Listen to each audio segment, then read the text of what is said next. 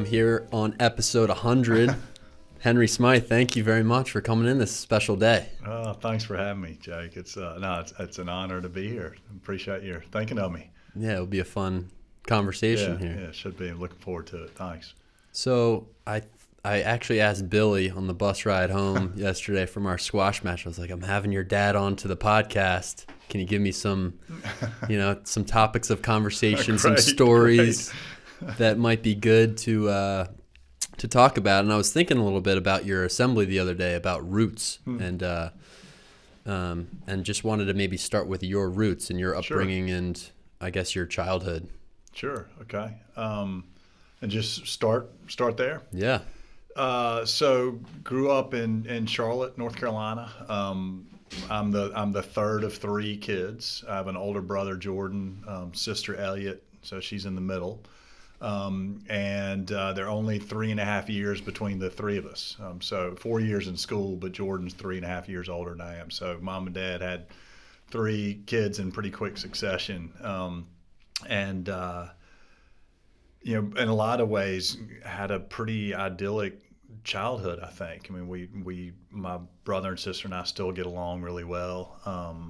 My parents, were married until my dad died. He died early. That would be a sad thing in my life, and still a sense of loss there. And I can talk about that more. But otherwise, had a pretty, I think, idyllic childhood. My mom still lives in the house that I grew up in. So we moved when I was 3 or 4 years old from the house that I was born in, and mom and dad built a house that my uncle, my mom's brother, who was an architect, designed, and she still lives in it. So a lot of ways. And so the whole notion that I talked about the other day in assembly of feeling a sense of roots is real for me. I mean, I go home to the house that I grew up in, and I still catch up with friends that I grew up with, and that stuff kind of matters to me. And Elizabeth is the same way. Her mom still lives in the house that she grew up in North Carolina, and we think and hope that our boys feel that way about Baltimore at this point. Mm-hmm. That this is, they weren't born here, but they were pretty young when we moved here, 5 and 2.5. So they definitely feel like Baltimore's their home, and that's a cool thing, I think. Yeah, that's funny. I mean, I can say more about childhood, but that's the family structure. Mom, dad. I'm the third of three kids in Charlotte, and I'm happy to answer more. But yeah, that's a start. It's funny because I've been thinking about. I mean, Philadelphia, outside Philadelphia, Berwyn is where I'm from. Is my home, I would say, but. Yep. Baltimore over these last 5 years have become pretty comfortable here, and I was driving on 83 the other day. I'm like, I know these roads, I know where the speed traps are, Yep. I know where everything is, and it's becoming kind of a home here. Definitely at Gilman School. It's funny you mentioned. I get the same feeling driving, and so it's funny that you mentioned being in the car and getting that sense of familiarity. When I'm driving around town, sometimes I feel the same way. It's like, I know this stuff really well. And we've been here for working on 13 years. And I also notice it with medical care. So I think pretty quickly you realize you're not from somewhere when either you or a child needs a doctor and you don't know where to go, right? Mm-hmm. And fortunately, Gilman's been really... I mean, the medical community here and in Baltimore and through Gilman is pretty phenomenal. So when we were going through our rounds of broken bones and stitches with the boys when they were little, it was nice to be able to know people in the hospitals or in the doctor's offices when we need to get stitched up or get bones fixed, and that helped to make it feel like a place that we could call home. For sure. Yeah. Yeah, it's funny because a little bit of a medical scare the other day at the squash courts with Billy getting hit in the head with a squash racket. Right. He came running up to me, just shooting blood. Yeah, apparently he had to cup it in his hands. I missed that part. I just saw the picture of the goggles afterwards. Yeah. He was more of a stitches guy, and Pittman was more of a broken bones guy. So Billy had multiple rounds of stitches when we lived over in Swanee House when we first moved here.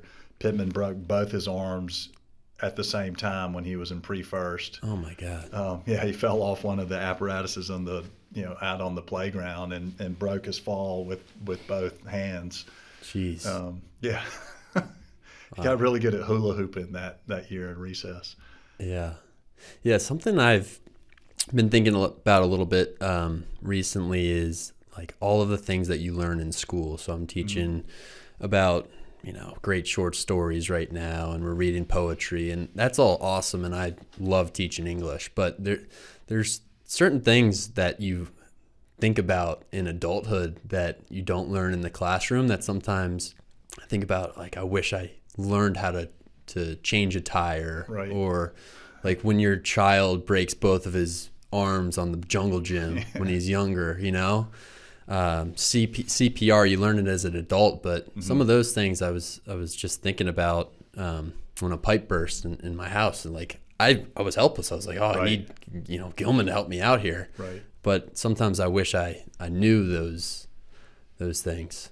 Yeah, and there's no way you can teach all that stuff in any period of time in grade school or anywhere along the sort of the education continuum, pre-K to 12, or even in college. But probably what you hope is that what you are teaching boys and girls, boys at Gilman, is sort of how to equip themselves so that they can deal with that stuff even if they don't know how to do it. So when your pipe bursts, you're not just totally helpless, right. and you can call somebody other than your mom, right, to fix it, or or when you get a flat tire on the side of the road, you're not just standing there forever, but you have some sense of awareness and competence and confidence that you can get out of this situation, even if you don't know how to do exactly what is called for in that moment, and that's what I said confidence. I think there's a sense of competence and confidence that you're hoping you can develop in people along the way. I think the beauty of the world today is you could just go on to YouTube for a lot of things. There's that too, yeah. And learn how to do it in 5 minutes. Yeah, my mom used to do sort of community college kind of stuff every now and then. Like she wanted to learn how to lay bricks so that she could build a patio outside the back door, and rather than pay somebody to do it or have somebody do it, she decided to take a bricklaying class at Central Piedmont Community College and figured it out that way. So that was probably the analog version of what YouTube can give you now. So growing up, back to your roots a little bit, you went to a prep school. Did you start out going to school up until middle school or high school in North Carolina? Through high school, through ninth grade. Yeah. So again, the third of three kids. So I kind of followed my brother and sister on their education paths. So we went to Charlotte Country Day School, starting in kindergarten, which is a K to 12 co-ed day school in Charlotte. It was at the time still the oldest kind of big independent school down there. And my parents so sent my brother to Country Day, and then my sister and I followed suit. And yeah, we all went to boarding school too, and that was not any part of my parents' plan or even our background. I mean, my mom went to Lumberton High School in southeastern North Carolina. My dad went to boarding school, but it's a small all boys Episcopal school in the mountains of North Carolina called Christ School. It's a basketball place these days. The Plumlee brothers who went to Duke went to Christ School, and it's a neat little spot, but it's not a New England of the New England boarding school tradition. And my dad had grown up about 30 minutes down the road, and I'm still not sure how he ended up there, but he and his two brothers went to Christ School. And while he was there, his family moved to Charlotte from a little town called Flat Rock where he grew up. So boarding school was not really the family tradition, but my brother apparently approached my parents in ninth grade about getting a change of scene. And he'd been at Country Day. He was his 10th year there, and I think felt like he just wanted something different. And some of his friends were going to be leaving, either going to the public high school down the road or going to Woodbury or Episcopal or something like that, some sort of more southern boarding schools. And so my parents encouraged him to look up north in New England, and he looked at a few boarding schools up there and ended up going to Andover. And so we didn't have to, but my sister and I also ended up both doing the same thing. And they were there together. They overlapped for 2 years because they were just a year apart in school. And then my sister Elliot graduated from Andover in '85, and I started that fall. So I was there on my own, but was also very much known as the little Smyth coming through.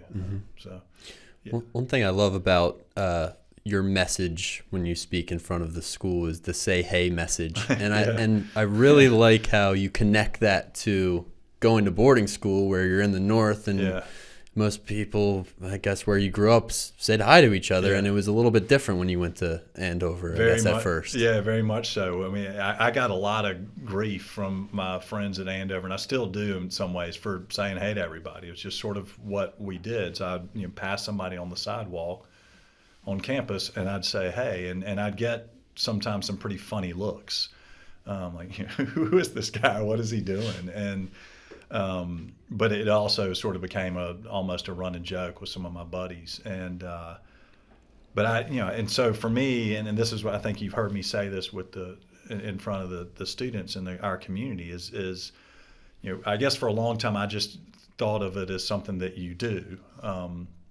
Because even back home when I was a kid and we'd be driving in the country, people would wave from their porches. I guess I'm old enough that I can, it sounds old fashioned, but you would be driving along a country road and somewhere in North Carolina, and people would be sitting on their front porches and they would wave at the car going by, and we'd wave back. So you just saying hey was something that we were used to doing. But I think more, and this is the point I make, I guess, with the students, is that more deeply it's an acknowledgement of somebody else in your presence. And I think that's an important thing to try to practice. Mm-hmm. Yeah, for sure, in a community, and I think especially today with so many phones and ear pods in. And disconnection. Yeah, disconnection. Yeah. Just recognizing that we're a community, and that person's your English teacher, that person's in your class. Right. Just acknowledge that they're walking by you or in the same room as you are in. Yeah. Yeah. So I think it's important. I hope people take to it. It takes time, and it also takes some habit formation, I think. When you address the class or the community in general, how do you come up with your ideas for what to say to people? Is it usually from personal experience, from what you're reading, a mixture of the two? I know that you talk about your travels a lot, which have an impact on you. Yeah, so that's a great question. All of the above, I think. I mean, stuff I read, I pick up on. I'll often, if I'm reading something and there's a line in a book or a line in a David Brooks column, I know he's somebody we've talked about before. I'll flag it and think, there's a message in there. There's some remarks in that line, and then try to build something around it. So that often stuff that I'm reading, podcasts more recently, just because I've discovered podcasts in the last year, and so I listen to those some, and I can pick up on things there as another source. Stories I hear, I referenced a sermon, on what's today, Friday. So on Wednesday when I spoke in assembly, I referenced a sermon, and Reverend Palmer, who was the interim pastor at National Presbyterian. This was years ago when we were living in D.C. and we were attending that church a little bit. His sermons were like part lecture, part scripture, and I often was taking notes just because he was really interesting. And so that whole idea of the David McCullough cut flowers reference came from a sermon. So I'm just trying to listen to stuff, and then when I hear something that resonates, I'll flag it. Yeah, but your main core message is usually say hey. Yeah. And show up and show love. Mm-hmm. And where'd you get that idea? Well, the say hey, I think we've talked about it already. I just think it's important to, one, it's nice to be in a friendly environment, but two, I think it's that important acknowledgement of other people around you. Mm-hmm. And then showing up and showing love is another. That's one that I think that's been more of an acquisition, I guess, more recently. And part of it's just watching Gilman at its best. And I think I remember a time when I referred to it with the upper school boys. and it was coming out of Mr. Kamenitz's funeral service, Dylan and Carson's father, who had been a Gilman alum also. And that was it was a sudden death, and it was tough on the community. I can't imagine how it was on those two guys and their family. And I remember going to the service, and I knew Mr. Kamenitz, but not well, and he was a really friendly, good guy, and loved Gilman and all that. But I wasn't moved emotionally necessarily by his passing, other than feeling for his kids. And but what hit me was at the end of the service, I was towards the back in the synagogue, and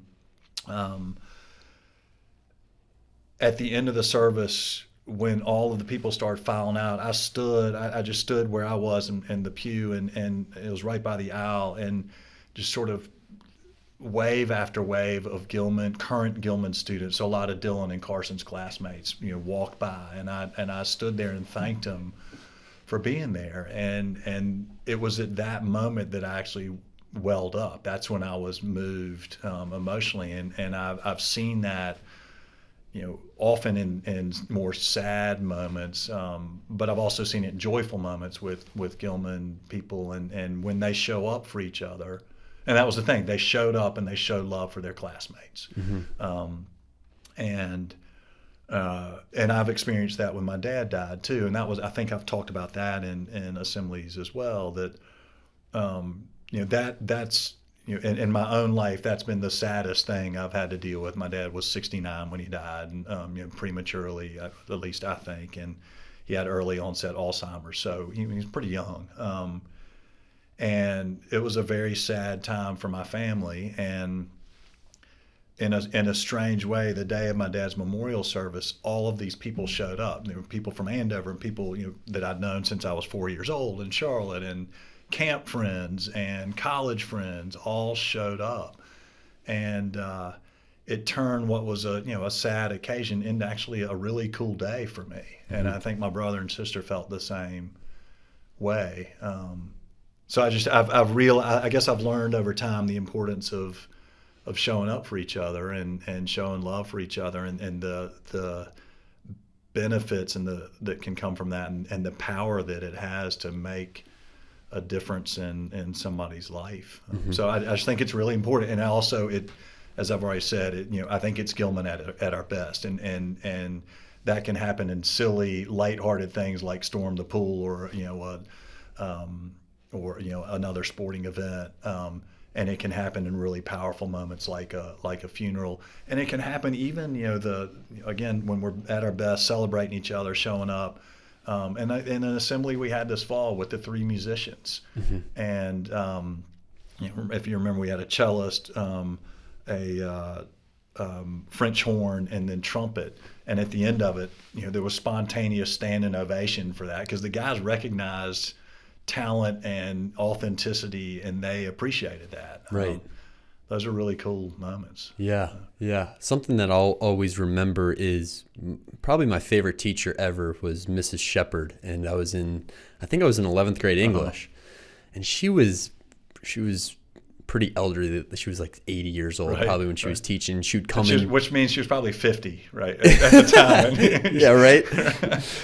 She would come in just for the one class, and that would be it. She'd teach and leave, but she was a great teacher because she would just tell stories. And I remember what we read a little bit, but now I kind of forget some things. Yeah. And I was someone who was interested in everything, but I remember the stories and the things that she talked about just from life experience. Right. And one of the things she said to us one time was, when there's something tragic that happens and somebody dies, or you don't know what to say sometimes, and you're with people, sometimes you don't really even need to say anything. Like, as long as you're there with them, that's enough. And I think that goes to your message of show up and show love. Like, you don't always need the words. And it's hard sometimes to know what to say in those kinds of situations. And maybe you don't have to all the time. Right? Yeah. Andre Jones was great with stories. Yeah, we had him on the podcast not too long ago. And that's how he taught. I mean, the boys were just mesmerized by his storytelling. Yeah. When you talk to anyone now, you're like, oh, that guy. I remember. Yep. I don't remember too much about the geography, but I remember the stories, and you'll remember those forever. Yeah. So you go up to Andover, Yep. and what was that experience like for you? I mean, leaving home, going to a boarding school in New England. What was that like? It was awesome. It was even at the time, I think I recognized it certainly more, with reflection. It was a really important experience for me, leaving home, going to a different part of the world. Andover was incredibly more diverse, than Country Day was at the time. All schools have gotten better at being more diverse, now than they were whenever they started. But Andover was a really diverse place, and so, that was important for me, I think. And the relationships I built with my friends, to live in a dorm with them and be able to spend after hours time hanging out with good friends was a lot of fun. I developed really good relationships with teachers and coaches, and a lot of that's what drove me pushed me towards education anyway. And that was true at Country Day as well. I mean, there's some teachers that I stayed in touch with after I left Country Day, and I still keep in touch a little bit with my ninth grade basketball coach, who was my PE teacher in middle school, Kevin Daly, who's a good influence on me. But so Andover, I think for me the newness and the difference was what was really good for me, and important for me. When did you first have a sense that education was kind of where you wanted to go? In high school. Yeah. So I don't come from a family of educators. So it was not, wasn't the family business like it is for some people. But I knew when I graduated from high school, going into college, that teaching was something I wanted at least to try, hoping that I'd like it. And I remember, I knew that because I remember having conversations with people about it, even before college started. That, so what do you want to do with your life? Well, I think I want to be a teacher. And it was because I think because of relationships I had with coaches and teachers, but I was closer in a lot of ways to coaches, and sometimes the teacher coach overlap would be a particularly powerful thing for me, which is part of what resonated when I came to was looking at Gilman. Right. So relationships with teachers and coaches. I had gone to summer camp, my whole for 9 years in the mountains of North Carolina, and then I'd worked at one in New Hampshire at Camp Deerwood, and when I was in college, so I knew I liked working with kids. I volunteered youth basketball coach when I was in college, so I knew I liked working with kids in that kind of environment, and I liked the lifestyle that the teachers I was close to and the coaches I was close to seemed to have and represent. So it all appealed to me. Yeah, the camp experience is interesting. I think I never really had that growing up, but it's not a lot of people haven't had it. It seems like some teachers, though, they get into education because they had such a great experience at these summer camps. Yeah, for sure. So I went to a camp in the mountains of North Carolina called Camp Carolina, and it's been around since the 1920s. And a man named Nath Thompson was the director, and Nath was a big influence on me. And I've actually talked about him before too, because he was one of those influences without, like a lot of them, you sort of don't realize it until later. And the whole "what a day," which is another thing I say a fair amount, that came from Nath. Okay. It was like the unofficial slogan of Camp Carolina. It was "what a day," which as a teenager I thought was corny and hokey, and that we make fun of Nath for saying it. But then my boys were babies, and I found myself saying "what a day" to them, at night or in the morning. So it was, camp was. Nate's two big things were "what a day" and firm handshake and look them in the eye. He would say that all the time. He would teach us how to shake hands, and he'd say, "Give your boys, give them a good firm handshake and look them in the eye." Is what he was from Macon, Georgia, and went to Georgia. Was a huge Bulldogs fan, so I'm sure he's looking down at on Monday night with a lot of excitement.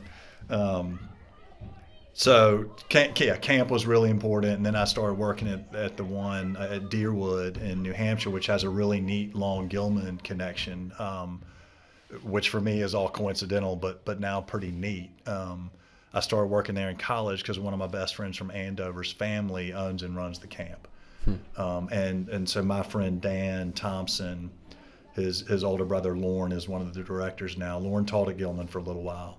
And their grandfather, Ferris Thompson, who's known as Buck at camp, founded the camp in 1945 when he was teaching at Gilman and was the head lacrosse coach here. And so there's this long Gilman Deerwood connection that I was not part of as a kid from North Carolina. I was standing in the Thompsons' kitchen in Lexington, Mass, unemployed one summer going into the summer, and they had space for another counselor, so I started working there and have stayed really close to that place since. Yeah, I guess I kind of got into education similar. I mean, I was doing lacrosse camps and lacrosse lessons, and I enjoyed working with kids, and always loved my subject, I guess, English. Same. I was a history major. How'd you I guess find history as a did you have a teacher that inspired you? Was it a specific subject that you got into? Yeah, probably a couple of teachers. Mr. Lyons was an Andover teacher. Did you ever read the cartoon Shoe?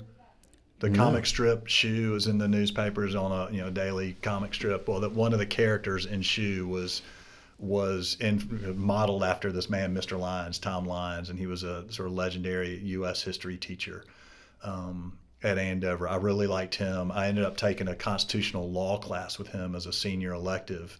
The following year, I wrote my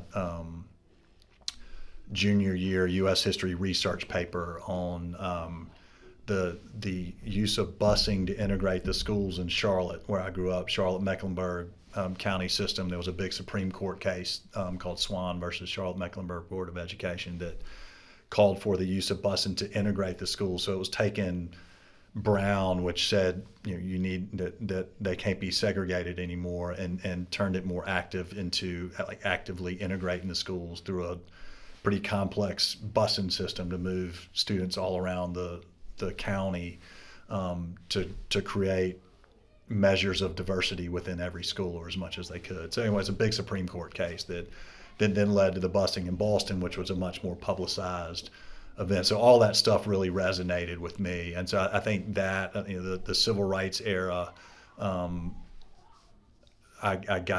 was one of my first sort of hooks, I think, into history. Eyes on the Prize documentary came out when I was in high school, so we watched that as part of our class. And then from there I just got more interested in different topics within history. But American history was definitely the first hook for me. And that's what I majored in college. I went into college thinking either history or English. I realized pretty quickly that I enjoyed writing history papers and I didn't like writing English papers as much, and so that tilted me towards history as a major. Was John McPhee at Princeton teaching English? He was. So a couple of friends of mine worked with him in creative writing. I didn't have any contact with him. I've read some of his stuff, and neat writer. In fact, we just gave Pittman, or my mom just gave Pittman a copy of A Sense of Where You Are, which is the McPhee book on Bill Bradley when he was in college. Oh, right. Which my mom had read as excerpts in the New Yorker when it was coming out. And I remember she photocopied a lot of that and had my brother and me read them when I was a kid, because we were basketball junkies, or I certainly was growing up. So yeah, I didn't know John McPhee, but some of my friends worked with him. So what was it like when you were leaving Andover and you were thinking about college? What was it like, I guess, getting into Princeton and going there for school? Also loved it. It was a phenomenal experience for me. I'll admit I sort of approached the college thing a little bit probably differently than a lot of kids at Andover did. And I think a lot of that was because I was not from the Northeast, and my dad went to Davidson. My mom went to Sweetbriar College, which is a women's college in Virginia. And so at Andover there was intense pressure, to go to an Ivy League school or go to whatever school in the Northeast, and so there was intense pressure, and some of it was also just what people did, just because of that it was in the Northeast, and that was sort of the inclination of people. I mean, so 27 of my classmates, I think, went to Brown. Wow. And I think another 18 went to Harvard and Yale each. So it was kind of ridiculous that way. And so I sort of balked at that trend through a lot of my time at Andover. And so, sorry, this is a long-winded way of getting to sort of how I got to Princeton. I actually applied to Princeton because it was an Ivy League school. I hadn't seen it before I got in. So I applied having not seen it before, but the other schools in the Northeast that I looked at really didn't do a lot for me. And I looked at a few just because that's what where a lot of people were going to be going, but didn't really do a lot for me. So I thought I'll apply to Princeton, and I've heard it's a good place, and I've heard of it, and and then I applied to more schools in the South, and I got in. When I got into Princeton, then I went and visited. Actually, stayed with Lauren Thompson, the guy I was talking about who's running Deerwood now.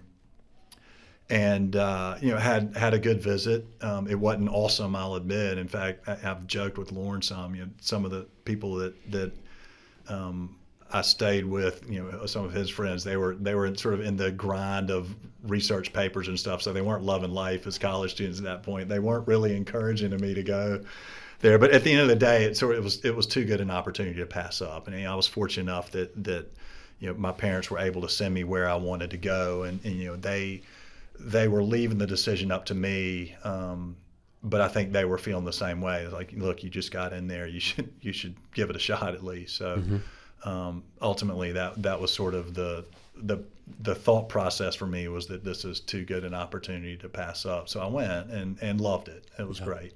Yeah. And loved, interestingly, so the adjustment itself was probably, in a lot of ways, not as hard for me because I'd already been away from home for 3 years and living in a dorm, and I had roommates already and those kinds of things. And it was pretty interesting for me. When I went to boarding school from North Carolina, and so playing soccer and basketball were the sports that I played. So we play on Wednesdays and Fridays, and we travel to other schools, when we're playing away games, and you go to all these other often boarding schools in New England, Massachusetts, Connecticut, New Hampshire. And invariably, wherever we would go, the kids from Boston and Connecticut knew people at all the other schools. There was this whole sort of New England prep school circuit. And it didn't bother me anything, but I was very aware of it, that they all had friends and knew people at all these other places. I didn't. Every now and then there might be somebody, from North Carolina or from camp or something who went to school, but that might have happened once, in my 3 years. Were there any people at Andover with you from the South, or were you kind of on an island? There were a few. Interesting. There was sort of a North Carolina run at the time up at Andover. There were like 20 of us, which is a big number, I think, out of 1,200 kids, though. It was a big school. So not really. I mean, there were a couple of guys that I'd gone to Country Day with, one of whom had left Country Day and ended up at Andover. Actually, both of them had left Country Day before I did and ended up there. There were 2 students from Country Day a year ahead of me. So yes, there were a few people that I knew, but we all didn't hang out together. We were all friendly, in some cases friends, or teammates, but we didn't all hang out together all the time.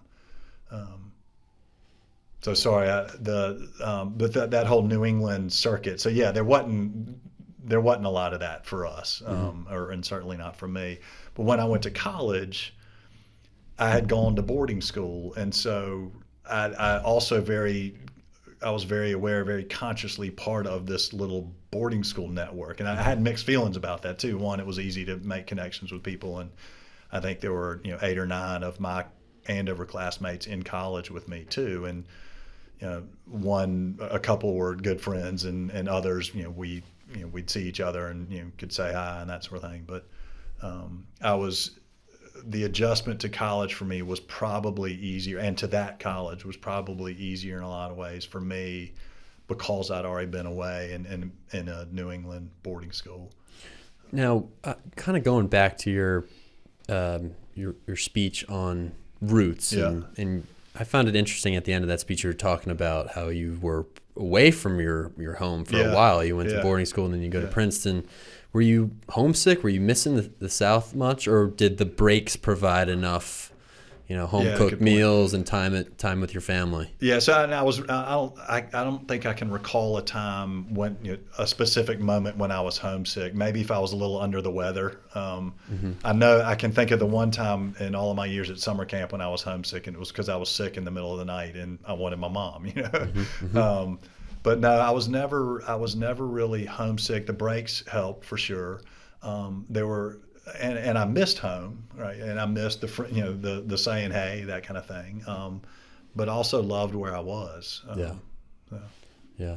We had David Gaines on not too long ago, so we were talking about Princeton and Princeton lacrosse. These were the glory days of Princeton lacrosse. Yeah. So Gainer and I were classmates. Yeah, same year we were friends and in the same eating club. And so you guys knew each other? Yeah. What were the eating clubs like? What is that all about at Princeton? Yeah, it's hard to explain. I mean, they're basically, I guess the easiest way to explain is they're like co-ed fraternities with some fundamental differences. I guess you at Princeton you don't join an eating club until the second half of your sophomore year, and you eat there. The reason they're called eating clubs is because it's one of the dining options for upperclassmen for junior and senior year. And so it's where you eat your meals. If you're in one, you don't have to be. You can eat in the campus dining hall still. And it's also the reason I like them, the fraternities, because they're in these beautiful homes, houses, and it's where a lot of the sort of social activity on Princeton's campus happens. Thinking about when I was in college, I got a lot of crap in college from my friends because I loved the dining hall. And I was always in there. Good place to be. Partly because I love food, but I liked the dining hall because I met so many different people, just putting your tray away or sitting down somewhere and talking to people that you don't always get when you're, in the library or in class or doing a sport. It's just a little bit outside. And a lot of my good friends now are people that I had a meal with one time my freshman year of college. Yeah. Breaking bread is a good thing to do with people. And I totally agree. I mean, the dining hall is where a lot of activity happens. It can also, I think, in high school, I remember, some awkward moments in boarding school where, you walk out with your tray and you start looking around, figuring out where you're going to sit, right, and hoping that you know somebody or there's an empty seat somewhere. And you kind of have to get comfortable with going up to people. And that's a good thing, right? That's a good thing to discomfort to work through. Yeah.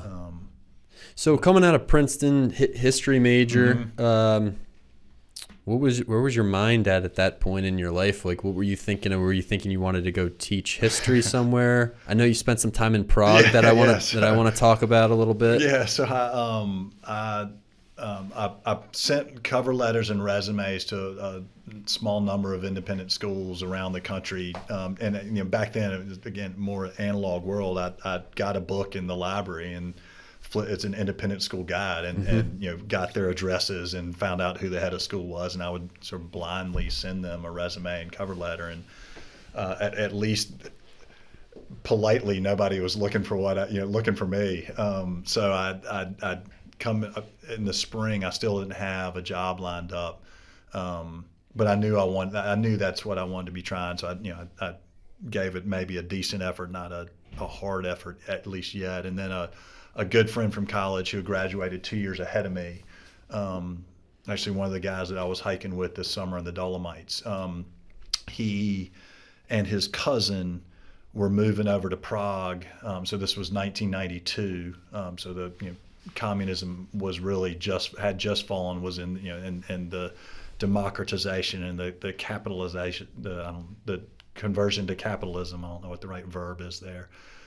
Was just happening in Eastern and Central Europe, and so they were going over to start a business, and Alec, my friend Alec, basically invited me to come along, and at that point, I called my parents and said I've got this idea, and they were game for it.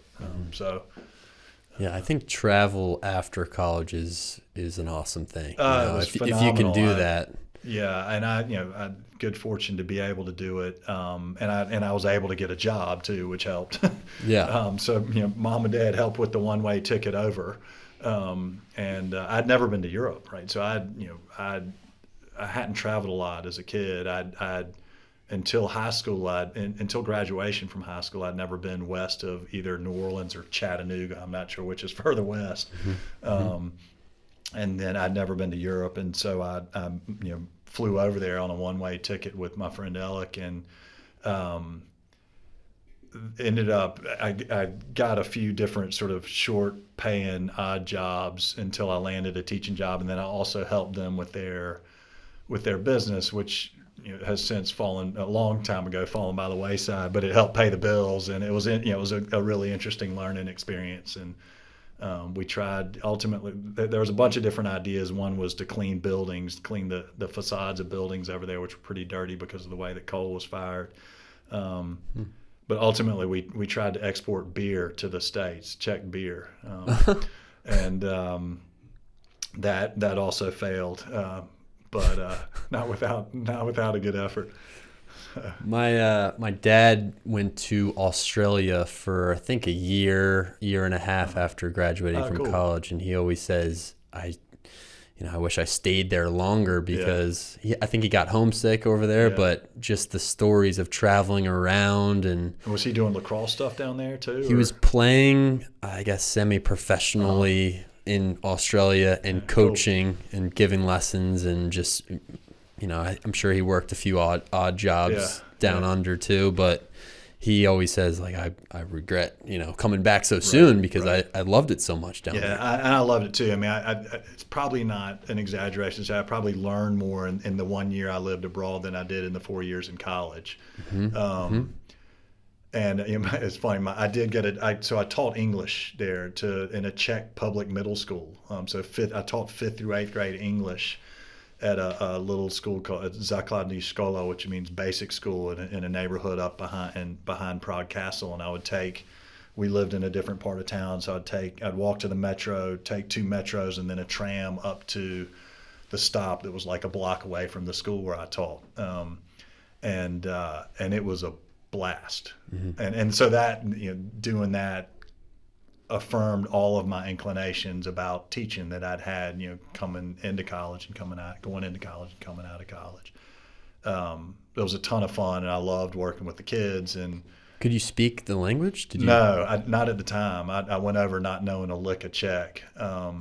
So what was interesting, this school was it was the equivalent. It was called a language school. It was the equivalent kind of a magnet school in the States. Mm-hmm. It focused on, for them, foreign language, and at the time that meant German and English. It had been Russian, but they dropped Russian kind of as soon as they shed communism. So they were teaching German and English in this school.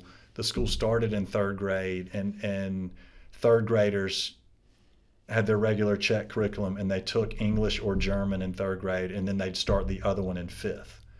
So all of the kids that I had in my class had at least a few years of English, and in some cases several years of English, and some of them could speak English pretty well. So I was able to kind of default because they could speak English, I didn't need to know as much Czech, and I picked up a fair amount of Czech along the way, so that by the time I left, I was pretty comfortable in public. Mm-hmm. I took Czech lessons and that kind of thing to try to get up to speed a little bit. Yeah, I mean, I have never lived extensively in another country for longer than a few weeks, but I feel like, I've talked about this with some of the language teachers we've had on the podcast. I tried hard in Spanish growing up, and I wanted to learn it. I just never really saw how it might fit into my life. And I went to Spain not too long ago, and I'm sitting there, I'm like, I wish I paid attention a little bit more, but there's nothing like actually being in the place to learn the language and the culture. Right. The immersion helps tremendously, for sure. And like I said, I got my public Czech was decent by the time I left, so that I could navigate the grocery store, I could navigate the metro. I remember one time answering our phone and understanding enough. It was a wrong number, right? So somebody calling us and speaking in Czech on the other end of the line, and I was able to sort of understand what they were saying and say back that person doesn't live here, and could tell that they understood what I was saying. I hung up like, all right, I got this a little bit, but it was also nerve wracking. I mean, like I said, I'd never been to Europe. The language, particularly Czech, is not. It doesn't sound like anything I'd heard before, so osmosis wasn't doing it for me. I couldn't just hear a word and go, oh, that sounds like pizza, or it sounds like hello, or whatever. So it was like, I remember getting to Prague and in this case, really being in a foreign land, and it took me a few days even to be comfortable leaving the apartment by myself. Like to step out and try to figure out where I was going and how I was going to navigate public transportation, without understanding what anybody was saying. But it was good. It's a good confidence builder. People go to Prague and say, at least from my past conversations with people who have gone to Prague, they'd love it there. Yeah. Would you recommend going there? Would you want to go back there? Yeah. I've only been back. I've been back a couple of times. The last time I was there was 10 years ago when Elizabeth and I went over so that I could see the school Prague where we have the exchange. So it helped us set up the exchange that we've had now for about 10 years with. About 10 years with this school in Prague called Prague. Mm-hmm. I actually taught those two guys. One. Last year? Yes. Oh, yeah. They were in my class for like 2-3 weeks. Franz or no, shoot, I'm forgetting too. Franco. Franco. Yeah. Well, they were both in my class. I'm drawing a blank on the other guy's name. Me too. Shoot, we'll have to edit this part out. Franco. They were sitting there. It's the end of the year, and they're sitting in the class, and everyone else is working on the final assignment for the year.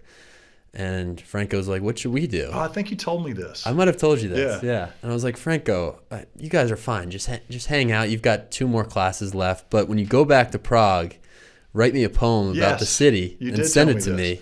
And at the beginning of the year, Franco, some random email comes through and is like, "Mr. Scott, here's my poem about Prague." That's so great. What a testament to you, though, that they connected with you enough in a short period of time to do that. That's awesome. It's a phenomenal city. And a neat coincidence, my next-door neighbor, this guy, Andrzej Stebner, who was our next-door neighbor in Prague in our apartment complex, his son goes to Prague now. And we were emailing over the Christmas break or the winter break, and I'm hoping that he will, that maybe his son will be able to come to Gilman as part of the exchange. Awesome. How cool would that be? Yeah. I love the exchange program that we do here. I do too. And that's another example of us at our best when the exchange students are introduced in upper school assembly and the reception that they get. Yeah, I was really impressed with the most recent guy from South Africa. Mm-hmm. I think when he stood up and just projected his voice. He did well. That's not easy to do at a new place. Yeah.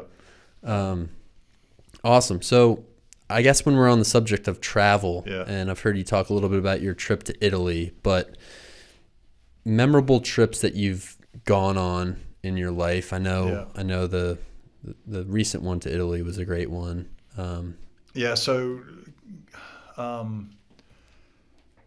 Maybe a couple different we didn't travel a lot as a family. We didn't. I went to camp in the summer, so we didn't do summer vacations really. And Dad was working, whatever. We did one neat family trip we did. It must have been like 75. We drove down to Florida to Cape Kennedy to see a rocket launch. And this is one that's hanging in the Air and Space Museum. The capsule that the rocket was launching into space was one that was going up. It was manned by American astronauts who were going to meet up with Soviet cosmonauts in space. And the 2 capsules were going to link, and it was a sort of detente-ish like moment.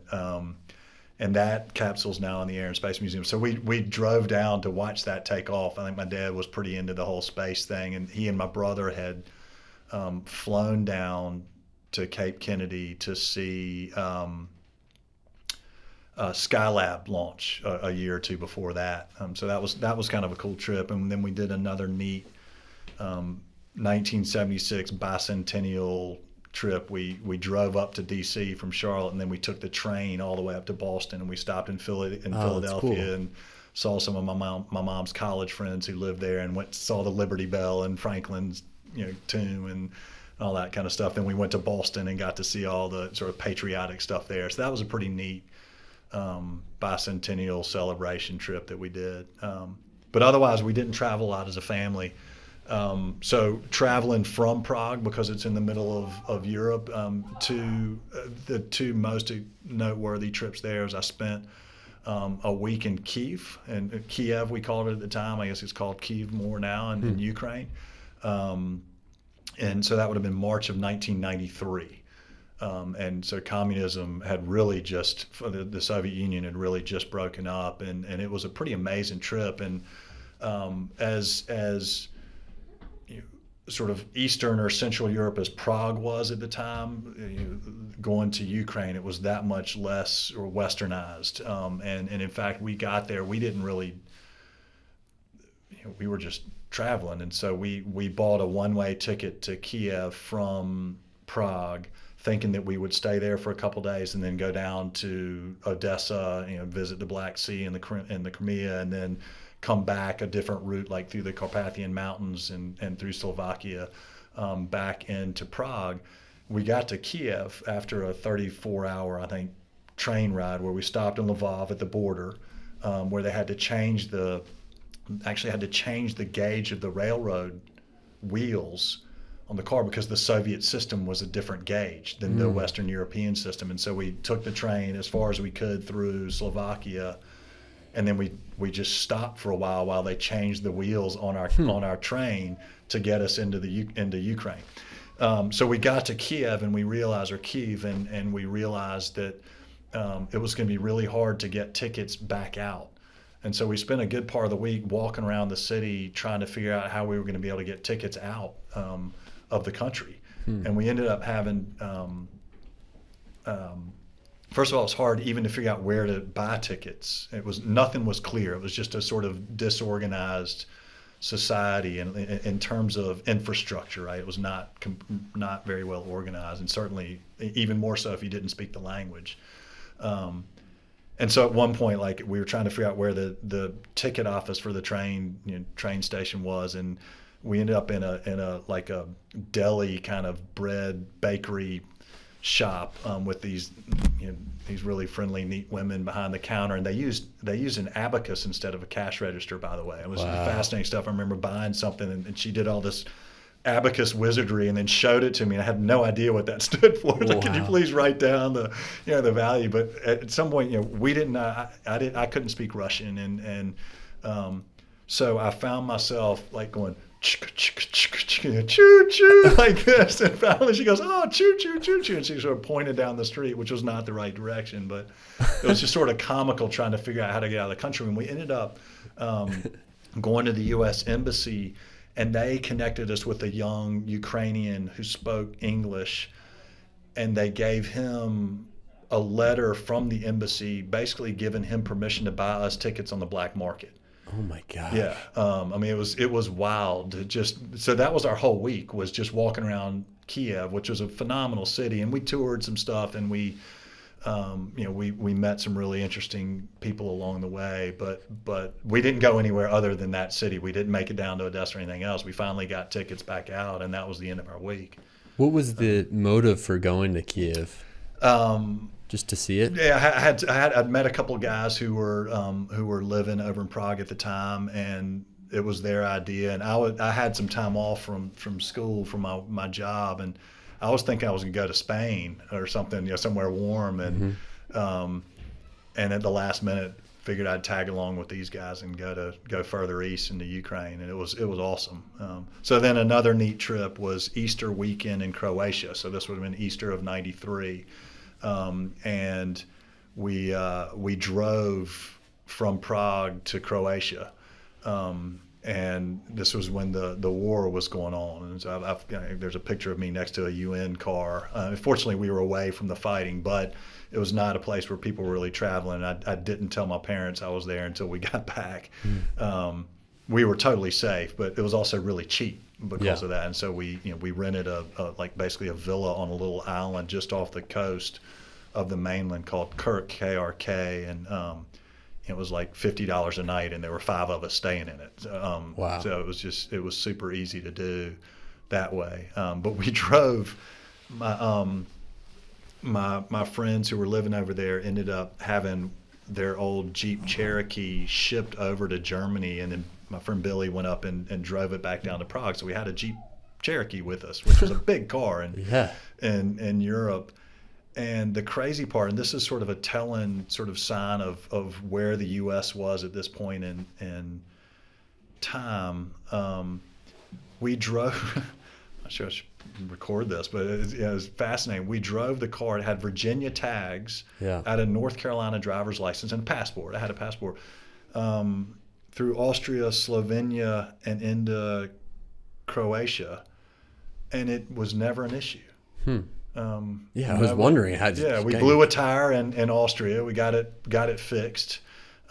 Picked some friends up at a train station that we had. We connected through phone and letters, I think. And they were traveling through, and so we picked them up at a train station. They hopped in the car, and we kept going, and we ended up down in Croatia, and it all worked out fine. That was pretty fascinating. It's unreal. Probably amazing destination going to Croatia at the end. It's so beautiful. Yeah. So beautiful. And when you and now, as was Kiev, just an amazingly beautiful city, and all the onion dome architecture and really grand boulevards and buildings, and it's sad to think what those places have been through and are going through still. So was Croatia the most beautiful place you've ever been, do you think? Or yeah, that's a good question. In terms of architecture and whatnot, I don't know. Prague is pretty tough to beat in terms of architecture. Yeah. I mean, the legend. I don't know if it's more urban myth or not, but it is that it was a city that was too beautiful for Hitler to bomb. Right. That was because it was virtually untouched in the world wars, and so it's pretty tough to beat architecturally. Wow, the most beautiful place I've been. Then you get into nature beauty. Right. Yeah, it's a tough question because the Dolomites were pretty spectacular. Glacier in Montana is unbelievable. Alaska is amazing. And different places have different kinds of beauty. Canyon backpacking is pretty spectacular too. Yeah. The first thing that pops into my mind is when I went to Machu Picchu with Gilman a couple years ago as a chaperone. Yeah. That was just like my first year at Gilman, and they were looking for chaperones. No one wanted to do it. I was like, I'll go to Machu Picchu. And the vastness is what I think about, and just how you look out on to those mountains and the civilization built into the side of the cliff, and you just think about how small you are and insignificant almost. Right. So and I've never been down there. I've never been to South America. I'd love to. It's on my list, but haven't made it yet. This summer, do you have an idea yet, or? Maybe New Zealand. The International Boys Schools Coalition annual conference is in Auckland. No, might be in Christchurch. I can't remember. I have to go back and look. But it's in New Zealand, so I might go down for that.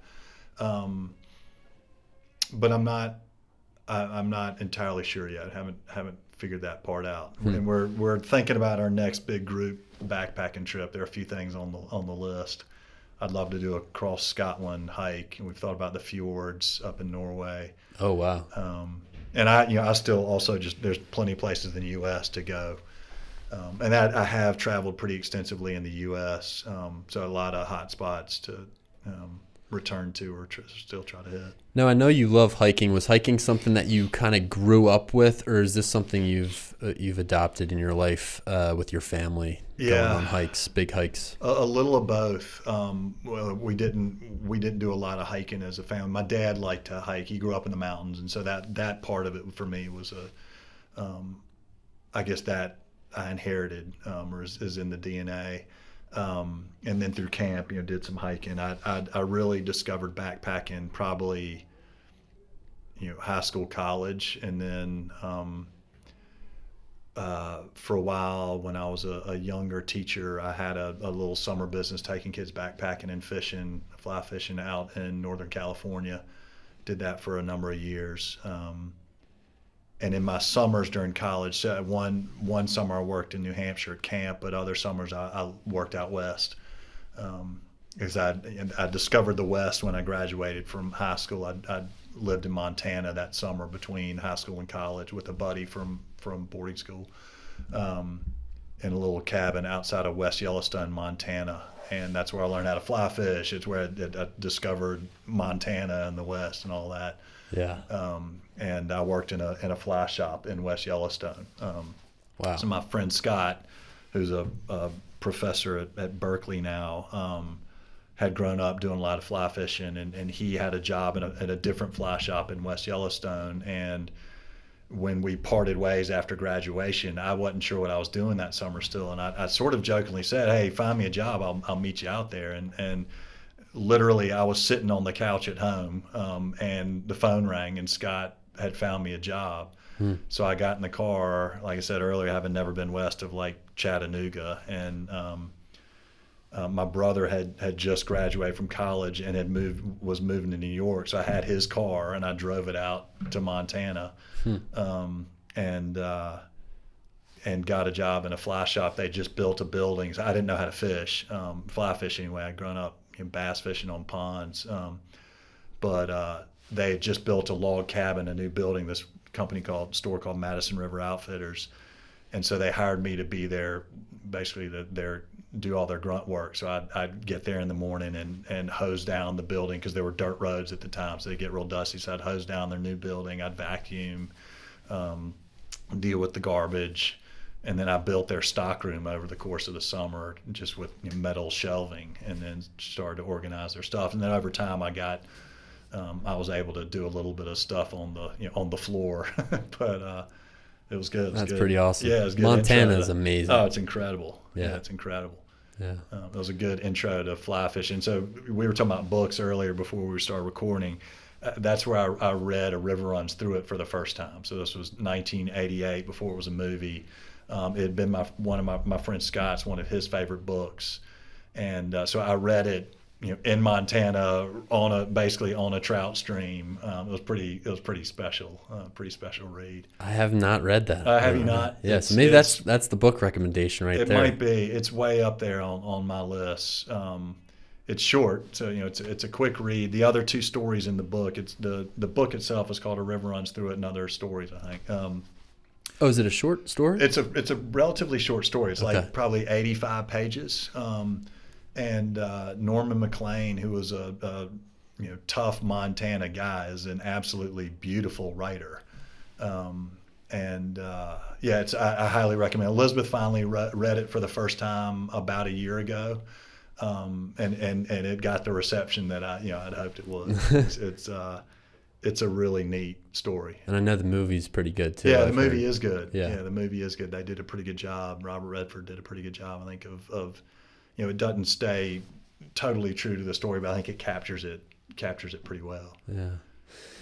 Well, Henry, I think we're getting to the end of our hour here, all but right. I really appreciate you coming into the podcast today. It was a lot of fun. Thanks, Jake. One other question that maybe we can just touch on a little bit is just, I didn't want to talk too much about Gilman School, and because I know that some people who watch this have heard a lot of things about the school and know what the mission is of the school. Yeah. But one thing that I have been thinking a lot about in this class that I teach on leadership and character is kind of what the role of the school is in building character. And I know you and I have talked a lot about David Brooks and what he's written and spoken about in terms of character of people. But when you think about the character of Gilman and the character qualities that we're trying to instill in the boys here, I guess what comes to your mind first?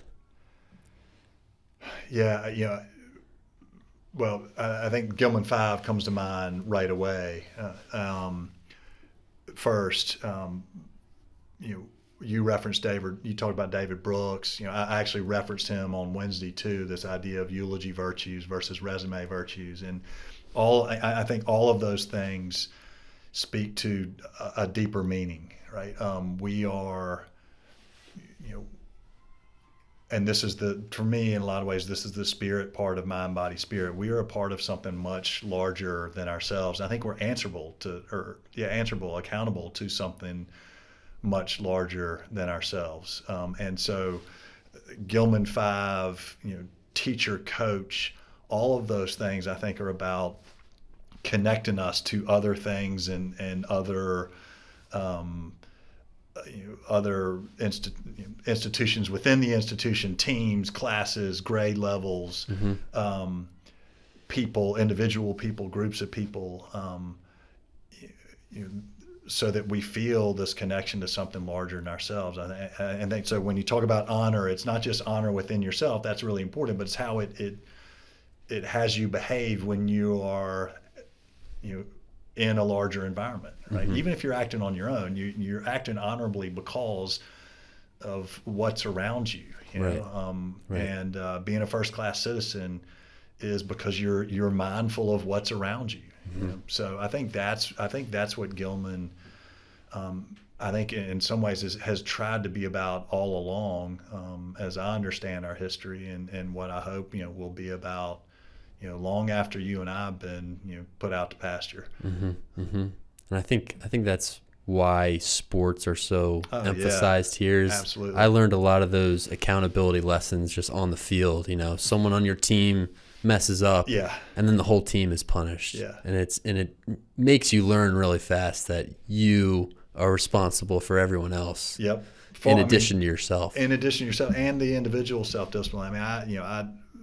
We didn't really touch on this stuff earlier, but I did well in school, but also probably shouldn't say this too much, but there were plenty of subjects I really didn't care about that much.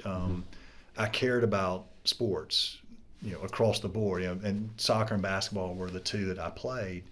But I'm convinced that any measure of self-discipline I have came largely from playing sports and coaches holding us accountable and calling me out individually when my defense was bad or that kind of thing, and that mattered to me. I think there's so much to learn through playing sports, and it doesn't have to be ultra competitive interscholastic. And the same thing, being a part of a group and being accountable to your teammates, can happen at all levels. That's it's really important stuff. And you think about like theater productions or same thing. The band. If you forget your instrument or you show up late, everyone else is affected, in a positive way too. Right, if you have a great night and you crush it, everyone does really well too. And with music, a neat thing about that, playing in a band, how you play matters. But you also really have to listen to everybody else in the band, right? If the band sound is going to be good, one instrument can't dominate the others, right? And so you really have to be listening to what's going on with everybody else playing or singing around you, in order for it to work as an ensemble. And that's also the teamwork aspect there, and the awareness of what's around you is so critical. Love it. Yeah. Thanks so much. Thanks, Jake. Yeah, great time. Appreciate it.